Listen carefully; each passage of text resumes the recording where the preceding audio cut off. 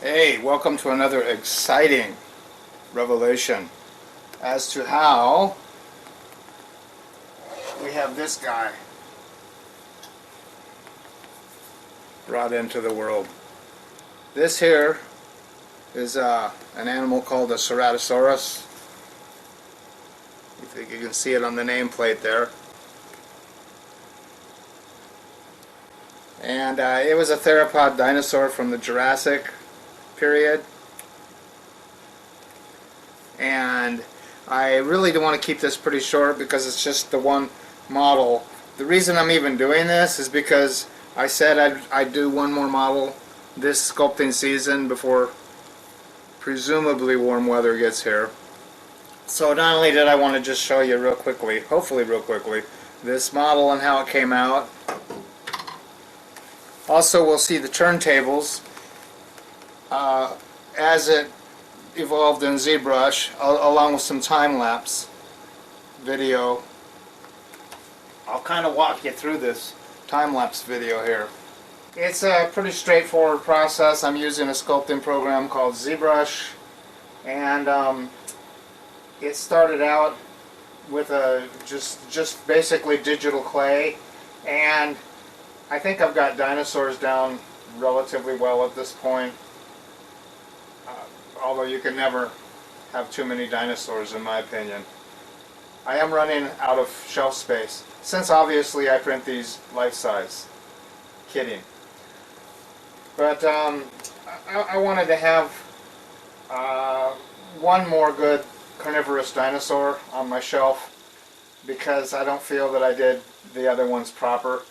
Because it is a learning process. You're always learning something new with this program. So here's the some of the time-lapse of how this thing came together. I work in parts. I just start with the head and the neck, usually on dinosaurs, certainly. And then I add each respective body part. I find they're easier to sculpt if you keep the parts separated. And then you have to merge them all together anyway. And then you have to split them into however many parts you feel are necessary, and key those parts for the printer. So there's our Ceratosaurus time-lapse.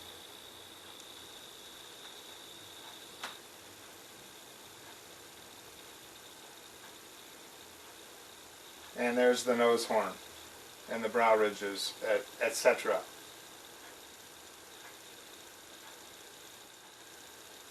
And then I wanted to move along to the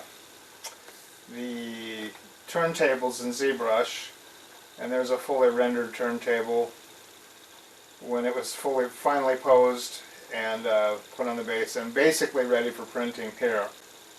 I still had to key it into the 7 parts that you see here coming up. There's the turntable.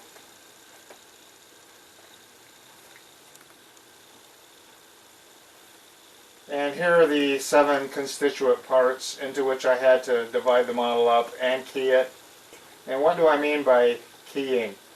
Well, you can see each piece has to fit tightly into the other piece, which I demonstrate briefly here. We have the head and we have the dongle right here. Once I move the head off, you can see the dongle, and that is keyed with the torso so that it fits as seamlessly as possible after you print.